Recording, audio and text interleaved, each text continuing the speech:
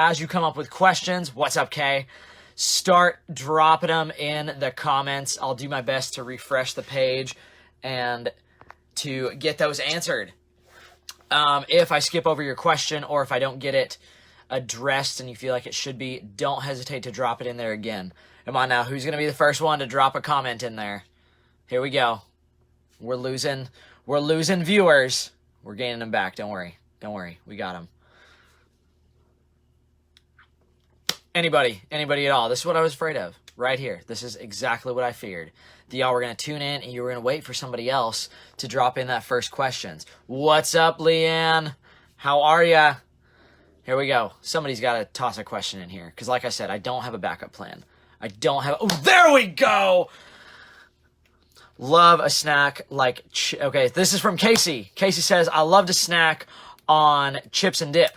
What can I sub? That's a good question. Okay, so let's address chips and queso. Chips, the preferred chip of choice, I will say Quest chips are probably one of the best substitutes you can find in stores because they do offer a little bit of a protein, and they're not just fried corn flour that we find in normal chips. As far as healthy dips go, salsa is actually a very good dip because it's made of veggies. We just got to monitor what we're putting in. The big things that you have to watch out for snacks are just repetitive motions to fill up space. So what I mean by that is, how many times does the chips and queso get delivered to the table and you just sit there and you munch on it? You're really not that hungry. Yes, it tastes good, but you just kind of munch on it because it's there. So I think the first tip I would give is just to be aware that chips and queso is something that you can't snack on. Chips and dip is not just a good source to have sitting at your desk. Same thing with nuts. Nuts you can do the same thing with, where you start with a bag of nuts that's sitting on your desk, and by the end of the week it's gone. Well, that was a lot of calories of fat that you just consumed. So monitoring portion size is going to be huge with things like chips and dip. But then the Quest protein chips are a super good go-to. Salsa isn't always. Jared, eggs are amazing. I eat eggs pretty much every single day. I actually ate eggs for dinner tonight. Good protein, good fat source. And I am a big fan of whole eggs, and here's why. So when you eat just egg whites, you are just getting protein, so you cut out the fat source from it, you cut out the cholesterol. Actually, to regulate cholesterol, most of it's done by exercise, not necessarily through cutting out cholesterol with eggs, but that's a whole separate tangent. When you eat just egg whites, the protein utilization, which I've done a Nutritional Wednesday on this before, between protein utilization and protein absorption, the utilization on egg whites actually plummets way down. So unless you're dealing with cholesterol issues where you need to just consume the whites, I say to go for the whole egg and just a lot for the fats on the back end. Because when you eat the whole egg, you add in a few more essential amino acids, and that helps with your protein utilization, and it actually increases even though you're adding fats to that. So, Jared, to answer your question, whole eggs, awesome. Egg whites are a good source as well. I supplemented my eggs tonight with egg whites, so they're not a bad thing. But just know that even though what it says on the label, that it's all protein and there's no fat in there, yes, that's true, but the utilization does go down. Drinking water, this is from Miranda. A gallon a day or half your body weight? This one I'm just going to answer and say whatever you can do. You really can't overconsume water unless you get like really out of hand. The big tip that I will give on water intake as far as absorption and utilization goes in your body is it is the best practice to consume about a quarter cup or a half cup at a time. Wait about a half hour, do another half cup. If you do about a cup an hour, or about a cup and a half an hour, is a really good practice. Now, does that get super monotonous? Yes, but that's going to be like your best practice. But with water, I kind of just say with whatever you can get in, whatever's easiest for you. Shoot for half your body weight in ounces per day. If you're able to nail, like, it also depends on where you're at. Like if you're 120 pounds and you're getting in 60 ounces a day, like realistically, you can probably up that closer to that 100 mark. If you take somebody on the other end of the spectrum, maybe you're 350 pounds, it's going to be pretty tough to get 175 ounces of water in a day. So maybe shoot closer to that gallon mark where you're getting 128. Good question, Miranda. Okay, question from Kay. We watch calories about 1,200 a day. We exercise and burn calories. Do we factor those in? So what I would say is when you step on the scale, you'll get something called your basal metabolic rate, or your resting metabolic rate is another way to work it. What that gives you is how many calories you burn per day just by existing. So if you're a lean, active male, you burn, let's say, 1,700 calories per day. If you're going for weight loss, stick to that 1,700, and then everything you get on top of that is going to be additional. So I don't compensate for the calories you burn during exercise if you have a weight loss goal. Now, obviously, if you have a goal to gain weight, say you're a high school football player, you're trying to make the varsity team, if you're an Olympic athlete, if you're an athlete just in your daily life and you're going more for a performance standpoint, then you kind of break all those rules and you eat as much as you can. So then you don't really worry about the calories you're burning during your workout because you want to make up for those. So that's a good question, but I would say, to answer your question, if you burn 1,500 calories at rest, doing nothing, surviving for the day, it's a good practice to eat about 1,500 calories. Now that's going to vary, but you can get those numbers on the scales that we have at FitBody. Sandy's asking, coffee creamers, almond milk, vanilla flavor. I love almond milk, vanilla flavor because it really doesn't add that many calories and it doesn't add any carbs either. So I'm a big fan of the unsweetened vanilla almond milk as a coffee creamer. You can also use heavy whipping cream or just heavy cream. Just a lot for it as a fat source. That's a really good way to get your fats in the morning if you're not like a big egg person. You can do like a protein fruit smoothie. It's a really awesome blend. And then you toss in a little bit of coffee creamer, or you toss in a little bit of heavy cream as your coffee creamer. Makes it great. That's what I actually do in the morning. I have some heavy cream. It's heavy whipping cream actually at work that I'll mix in the morning when I'm doing my coffee. I hope that answers your question. If it doesn't, toss it down below again, Sandy. When it comes to veggies, what can I do to eat healthier? That's a super awesome question, Greg. I think with veggies, I actually told Dwayne this tonight. I don't know if you're watching, Dwayne, but a really good tactic you can use to get more veggies in your diet, aside from just adding salads. One, add them to smoothies. That's always a go-to. Two, I would say try a powdered green that we have at FitBody. It might just be easier to shoot down that 4-ounce shot of a scoop of your greens than it is to try to plug away vegetables all day long. The third thing I'll give you is, I've actually been kind of into this. We made spaghetti squash burrito bowls. I don't know if any of you are friends with Jade on Facebook. That was on her story on Sunday night. But you can stuff your protein into some of those veggies, like stuffed bell peppers, stuffed zucchini, stuffed squash. That kind of disguises the flavor, but it still gets a good healthy protein source in there. So that would be my go-to. My other veggie go-to that I always give people, I don't know if this helps with the picky eater thing, but the steamable bags of vegetables are like my go-to, because you literally take them from said freezer to said microwave for 5 minutes, and you're good to go. Like, I think that's probably the easiest way to get veggies in, especially if you're busy and you have a family and you have 2 adorable girls who keep you busy and you're trying to squeeze in your veggies. That was for you, Greg. For on-the-go meals for males that need to consume a lot of protein, what are my go-tos? Okay, Greg, I got one more thing for you on my last comment. You eat whatever your wife cooks you, okay? And you tell them it's amazing. That's the life tip for you. You should be the one giving me life tips. So I expect one tomorrow morning in boot camp.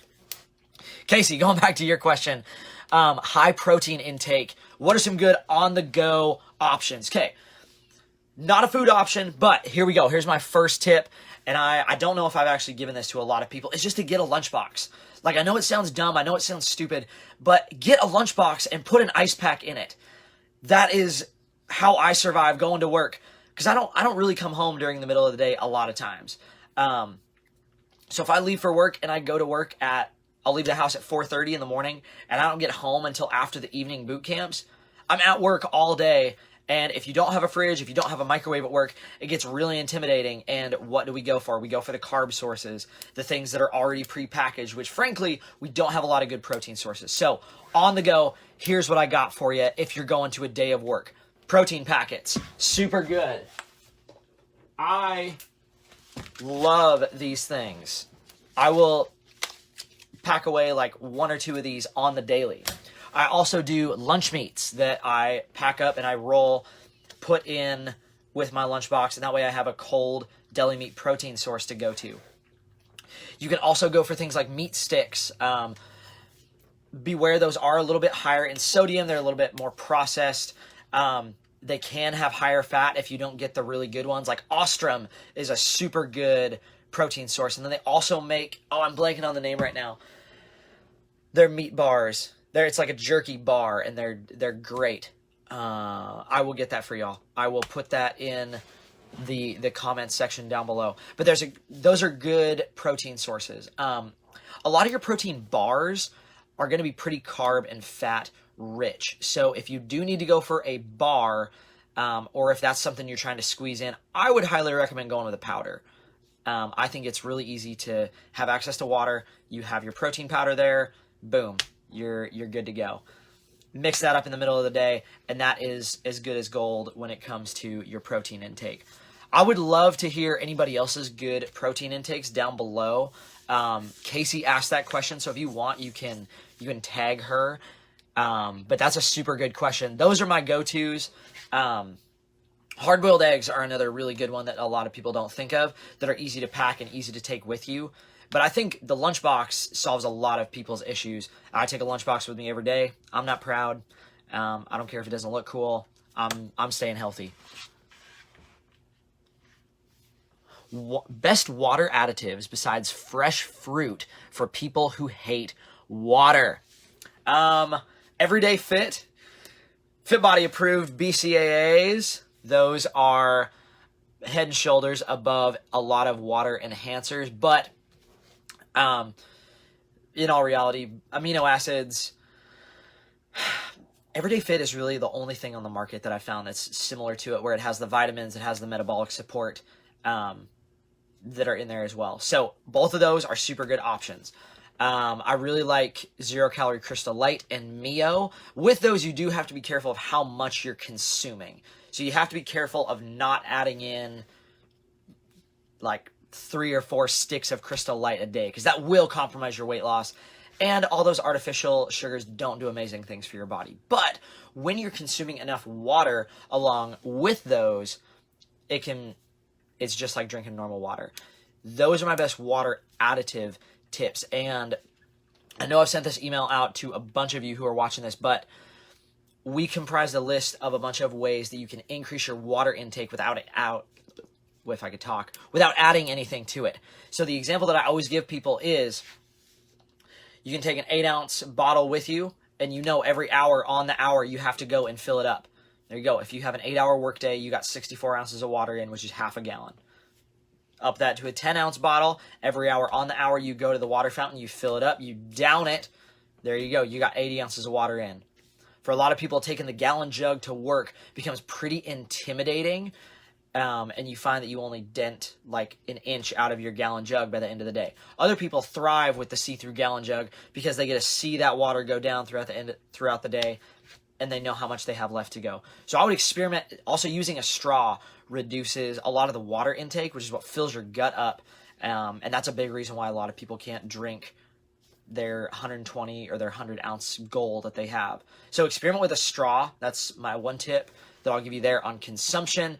And then you can also do seltzer water or carbonated water. Like Topo Chico and a scoop of BCAAs is like virtually soda. It's killer. It's awesome. And then Tisha, I know you already know this one, but for everybody else, Zevia is a lifesaver for those of you that are soda lovers. Sub it out for Zevia.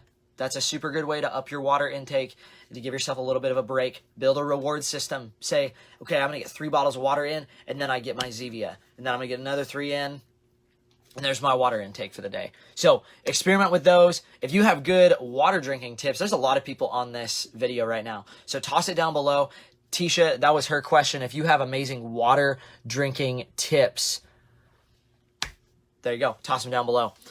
Alrighty, I gotta expand Sarah's question here. Here we go. For the body to utilize protein more effectively, what's the ideal spacing between protein-heavy meals? That is a super good question. Oh my goodness. Sarah, you are bringing it home.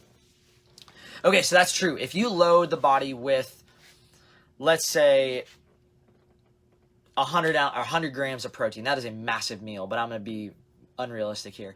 You eat 100 grams of protein, your body's not going to absorb or utilize all 100 grams of that because it's coming in all at once and your body's got to process it out. A lot of it is going to have to do with the protein utilization, and I know I've done a video on this before, so you can always go back and reference those. When you eat something like I talked about at the beginning with eggs, whole eggs, the protein utilization goes up. So if you have a high quality protein source, and honestly, like essential amino acids that you find in the powdered form are going to be the purest form of protein that you can find on the planet. Food included. I'm not telling you to switch your diet over to 100% powdered essential amino acids, but that just gives you a good mindset to bring into this. If you're drinking amino acids, you could pretty much sip on those things all day long because the utilization is so high that your body could utilize it because it gets absorbed so quickly. I would recommend between 20 and 40 grams per sitting. So if you have to get 150 grams of protein in per day, you're probably needing to divide that up into 5 different sections throughout the day. As far as spacing goes, I think that you're probably going to stress out more on the spacing than just doing what works with your lifestyle. Because the best diet that's going to work is going to be what fits your schedule and what you're actually going to do.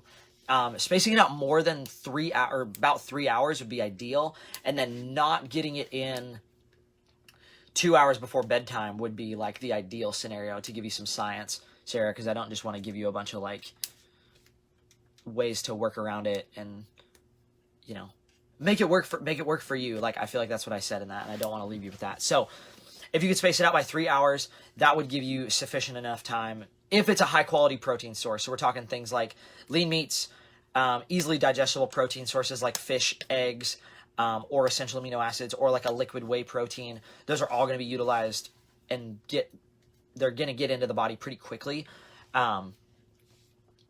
Space it out by 3 hours, but then try to stop your food indigestion, or once again, food ingestion. That's what I'm going for. 2 hours before bedtime, if possible, because that's going to give the gut time to absorb those minerals and then kind of shut down and go into that more parasympathetic mode that we need when we're sleeping. I hope that answers your question. But that was a super good question, Sarah. I applaud you for that one. What are good staple post-workout meals or foods that help aid recovery? That is awesome. So carbs are going to be your best friend as far as from like a recovery standpoint, as far as replenishing glycogen levels. Now, the note that I will make on recovery, this is a question from Stephanie. The note that I will make on recovery is I've been doing some good research on fasting, and I know that some of y'all know my obsession with intermittent fasting and with utilizing fasting windows and things like that to help regulate the gut, to help with food absorption and mineral absorption and all those good things. But one of the things they found about fasting is for females, let's say you go into a morning workout fasted, it is going to behoove you to wait about an hour to get that post-workout meal in, or maybe even a little bit longer, maybe upwards of 2 hours, if you're going into it fasted. What I mean by that is if you haven't eaten in the past 4 hours, so let's say you're coming into the 5:15 boot camp and the last meal you ate was at noon. In an ideal world, you're going to wait about 1 to 2 hours after that workout, because that's going to be a big recovery standpoint where we're going to boost growth hormone.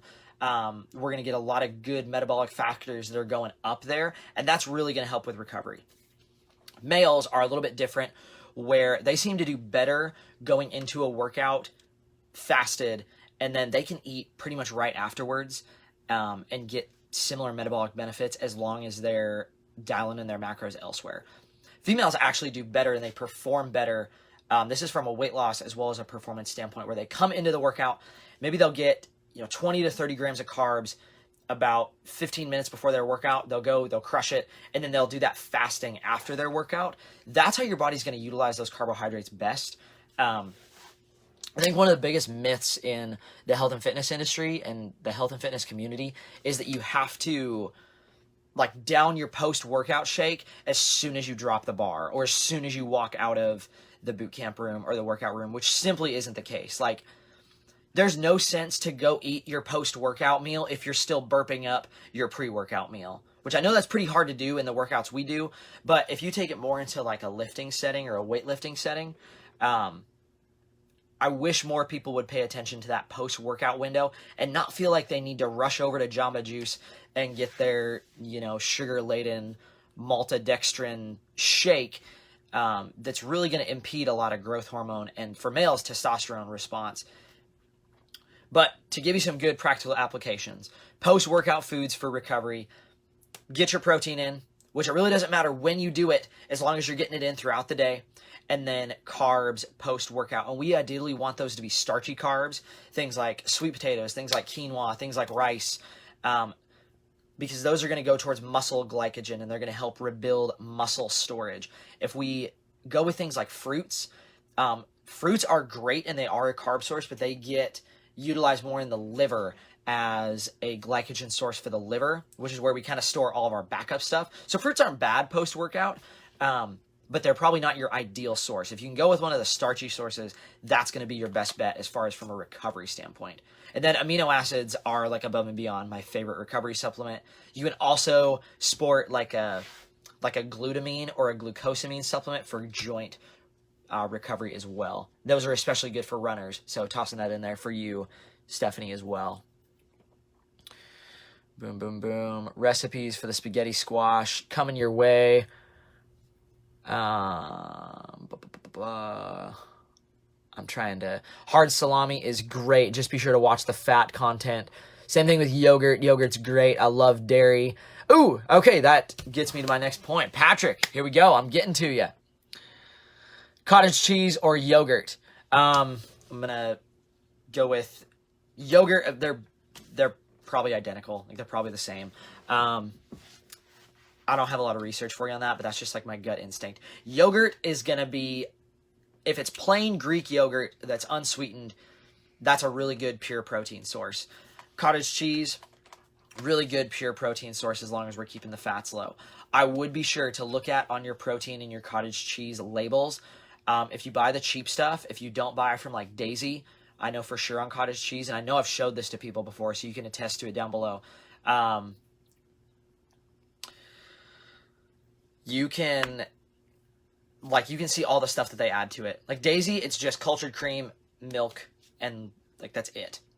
So their yogurt is super pure. Their sour cream is super pure. Yes, it does cost more, but there's a reason it costs more. When you buy the cheap Kroger stuff, you can see that it has, xanthan gum and a bunch of thickeners and some different pesticides in there, which really, are they that bad for you? No, they're not going to tip the scale one way or another, but I know I preach this all the time that you have one body and what you put in it does get absorbed. So if you put that into your body, if you put the pesticides into your body, they are going to get absorbed. So be sure you look at the ingredients list. The smaller the better. I know Daisy is a really good one for both of those, but as far as one versus the other, whatever you like more. Casey, I hope you're tossing in a cottage cheese. Go get them down there at the bottom. I haven't made my way down there yet, but that's a good one for sure. There we go. For travelers, travel to the airport and find healthier foods. Ooh, that is a good question. Okay, so in airports, I am not a huge work traveler. As y'all know, I'm in boot camp quite a bit, so I'm not on and off a plane every week. But a guy who I get a lot of my nutritional studies from, his name's Dr. Ben Greenfield, and I listen to a lot of his stuff. When he he travels a ton. Like he travels 3 or 4 days out of the week. Super big fitness professional, a little bit wacky, but I really like the science he brings to the table. What he does is he actually goes with a pretty much 100% vegetarian protocol when he travels. So that's a good option as far as like when you're in airports making good decisions. If you can go somewhere that's pretty veggie oriented, that's going to be your best bet. And then if you want to pack as well like some essential amino acids, because you can get them in the powdered form, that's going to be probably your best protein source. Airports are a very tricky place to be. So going back to my pack a lunch bag or pack a lunchbox with you, I actually have a backpack, and it's called a 6-pack backpack.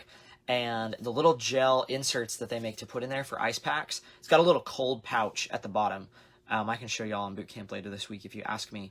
That is actually TSA friendly. So the little frozen ice packs that I put in there are TSA friendly. So that's something you could theoretically travel with and keep your protein and all of your perishables in that pouch if you're just doing like a day flight somewhere or a day road trip somewhere to help as well. But I would recommend go with like a vegetarian based diet. Get your veggies in, get your fruits in. Don't really worry about the carb count on a lot of that stuff, because like the healthy proteins you're going to find in an airport setting aren't going to be super awesome. So I hope that helps you out. Yes, there is such a thing as too much cheese. It's a fat source, so account for it. If you are going to eat cheese, make it raw and natural. Everyday Fit. Can you add it to every bottle of water you drink throughout the day? Yes, I'll be really short with this one. There was a guy at Fit Body World Conference, and they had 7 scoops of Everyday Fit before noon, and they didn't die. So that deemed that Everyday Fit is a good one for all throughout the day. I would suggest to space it out, though. Like maybe don't add a full scoop to every 12-ounce bottle of water. Like maybe do just a little bit to get the flavor in there, or add 2 scoops to your gallon. But there's nothing wrong with drinking Everyday Fit throughout the day. Same thing with the BCAAs. You could drink those all day long and you'd be fine. I really like that tip, Melissa. Try to swallow 10 times before you quit drinking water. I really like that. That's super good. I'm trying to scroll here. Are there certain foods we should or should not eat pre-workout?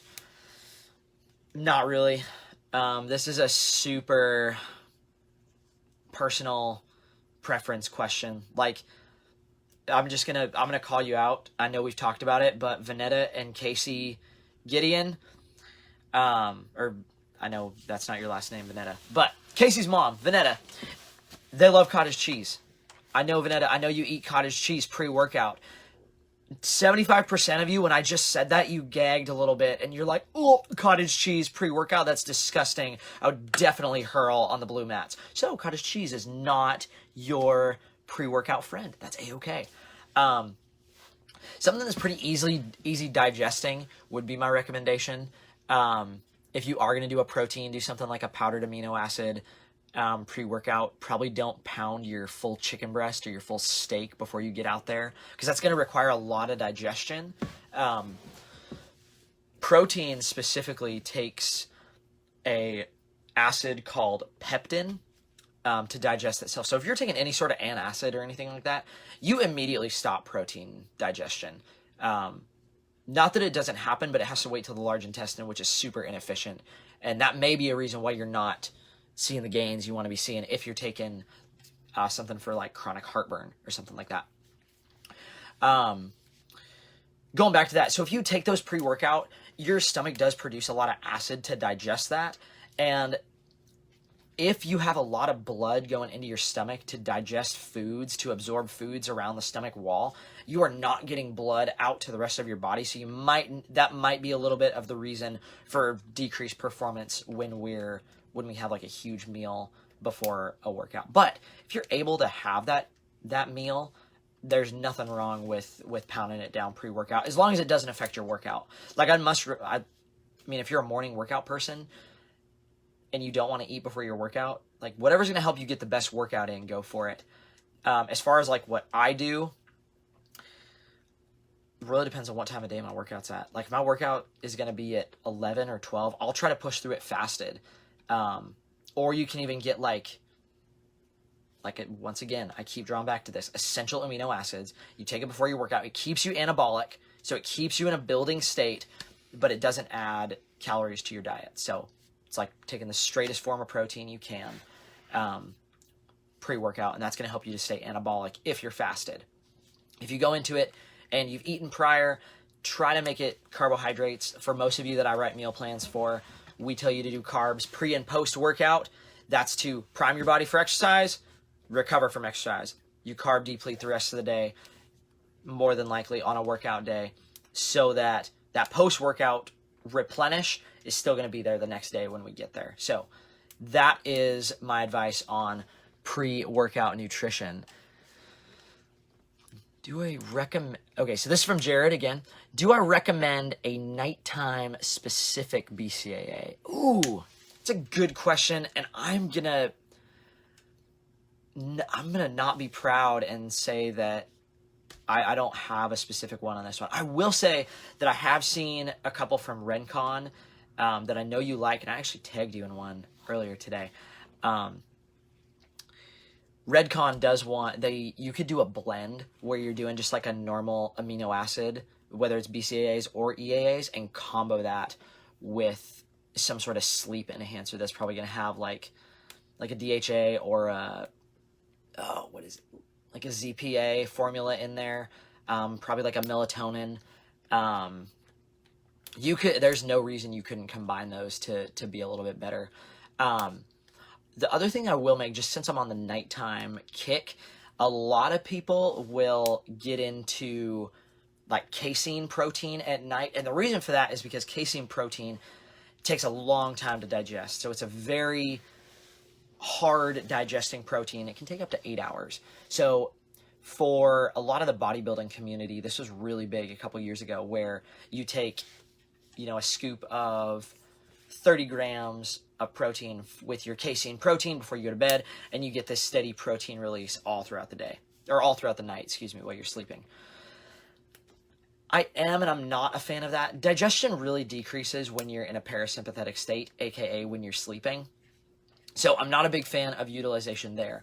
I'm also not the biggest fan of casein, just because there's a reason your body doesn't break it down very well. It's because it's a pretty hard thing for your body to process. And unless it's micellar or micellar casein, if it's not micellized, don't do it. Your body's got to work for that way more than it should. But I'm not a big fan of casein protein before bed. I know that there's a lot of nighttime blends out there that you'll see for enhanced protein absorption, things like that. But I am not a big fan.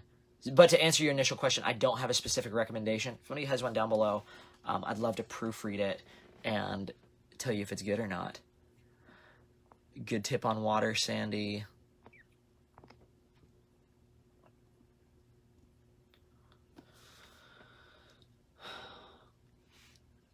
Okay, so Sandy has a question about sleep. I know I've tossed a lot of emails around with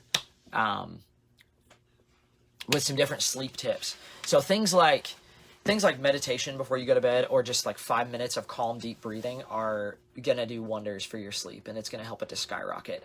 Another thing you can do is you can add, I know that I said do carbs pre and post workout, but if you're having trouble sleeping, if you can't recover and you can't crush your workout the next day because you're not recovering, then it's, I mean, like, why, like, your workout's not benefiting you at that point. So we need to master sleep, and that's something that really goes overlooked a lot of times. People don't get enough sleep.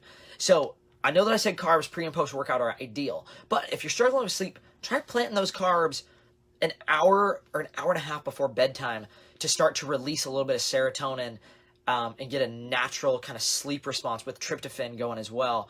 That's probably going to make you tired. That's why you get tired when you eat carbs. It's physiological. It's not just like comfort food where you eat it and you feel happy and you go to bed.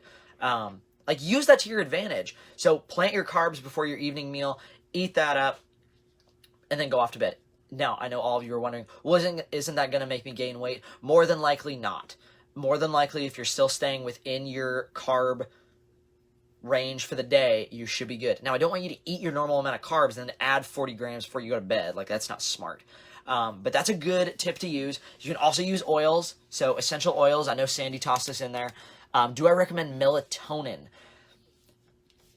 In extreme cases, like if you're not getting upwards of 5 hours a night, you could definitely try for that. But I would try some of the other remedies first, like essential oils, plant your carbs before bedtime. Try like a meditation soundtrack as you're sleeping, like Michael Tyrell. He does a whole tones soundtrack that's really good. It's got good healing frequencies to it. There's also one called Yoga Nidra, kind of takes you through a little meditation before you go to bed. It's a good 30-minute thing to do before you could even do it before you lay down for the night, but it simulates a full sleep cycle in 30 minutes. It walks you through it.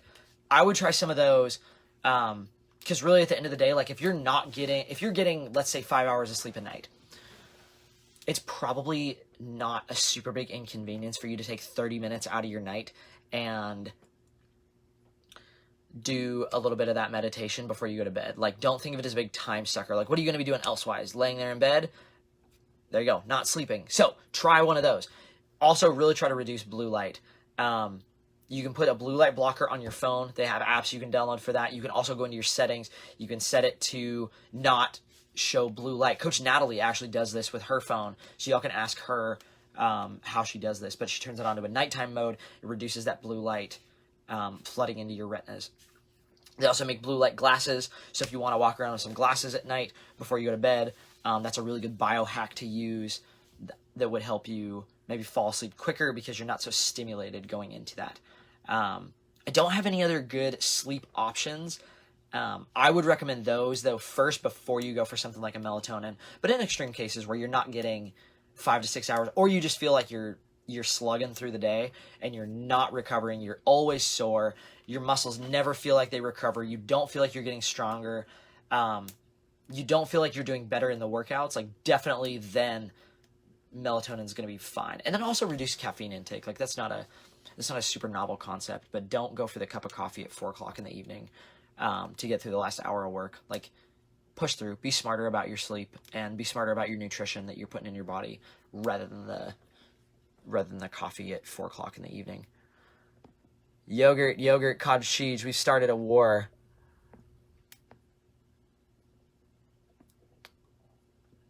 Trace, I'll be quick with this one because it's a great answer. It's a good question. Yes.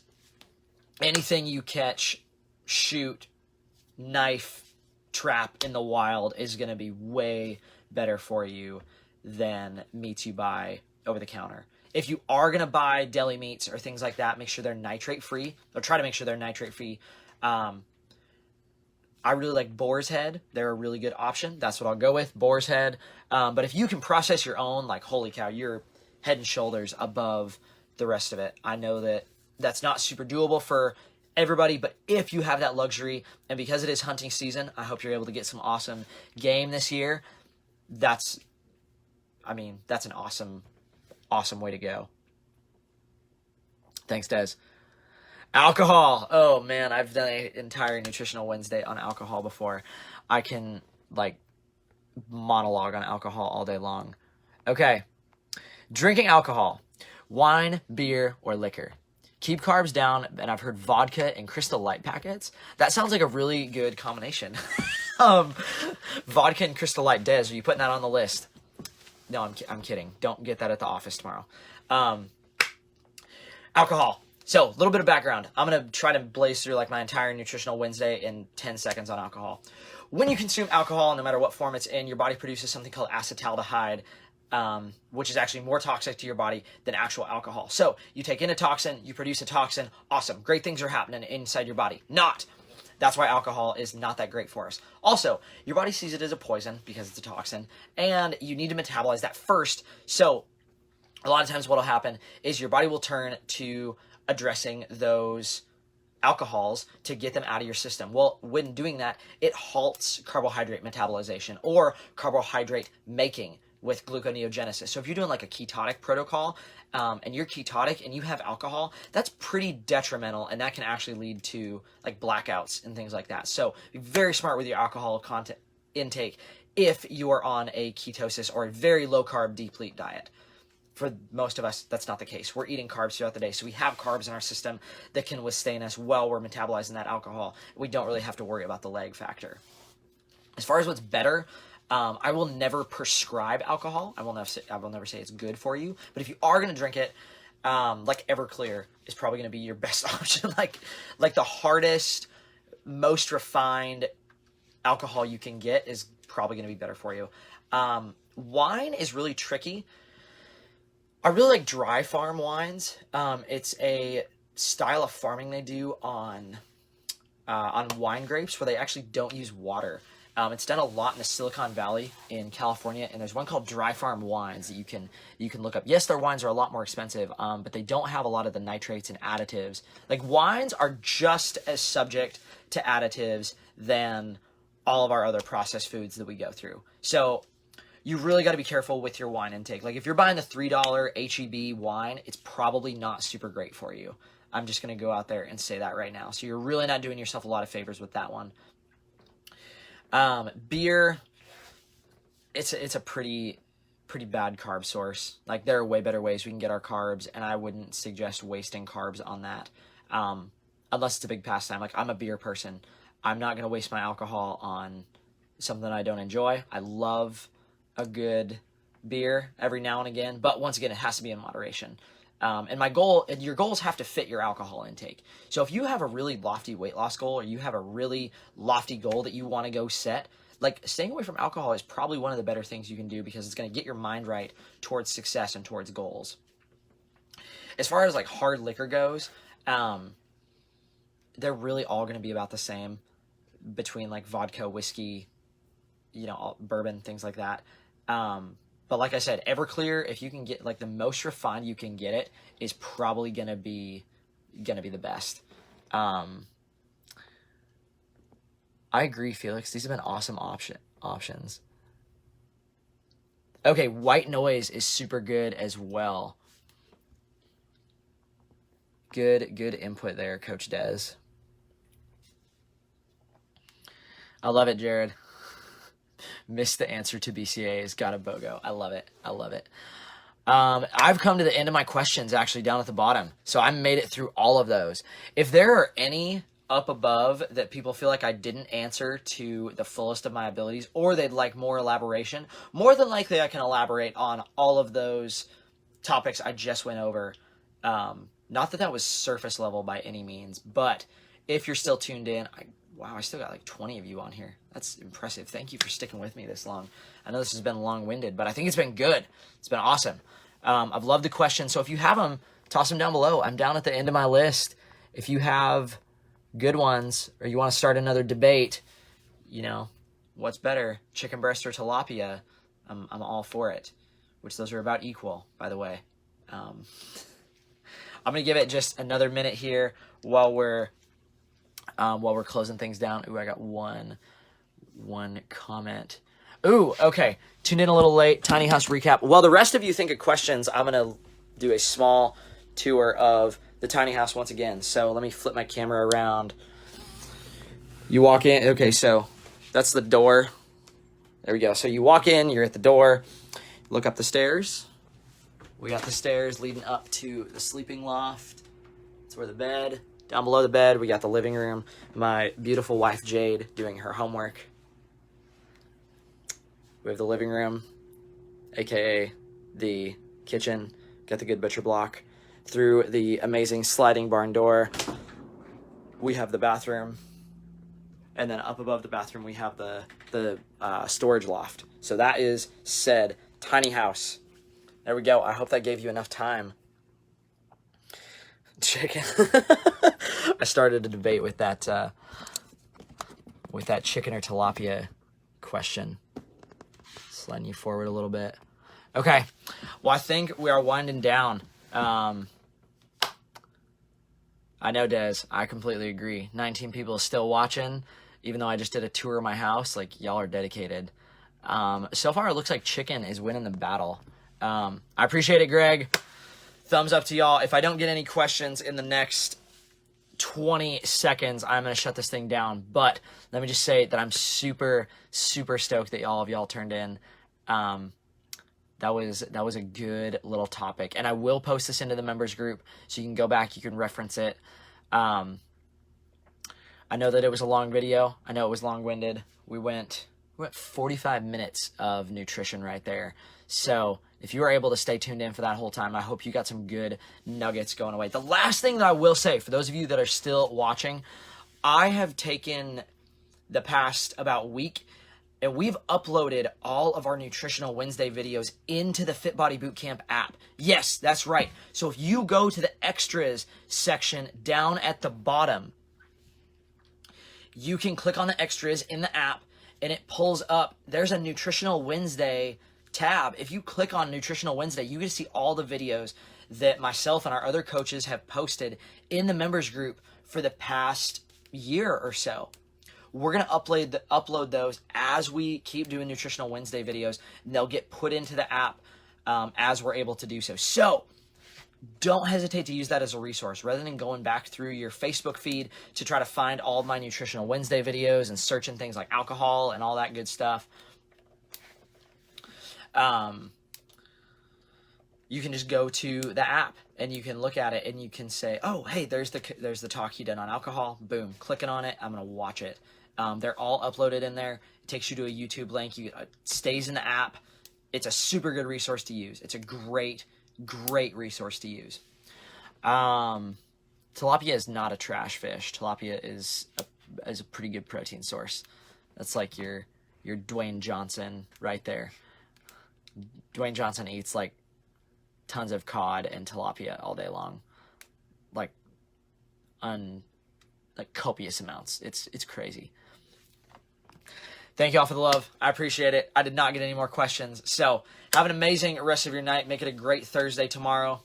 I believe that I'll be there bright and early tomorrow morning. So let's get some sleep tonight. Use those sleep tips tonight. I expect a full report tomorrow morning when I get into boot camp about who used their white noise or their yoga nidra or their Michael Tyrell soundtrack to fall asleep tonight. But have an amazing rest of the day.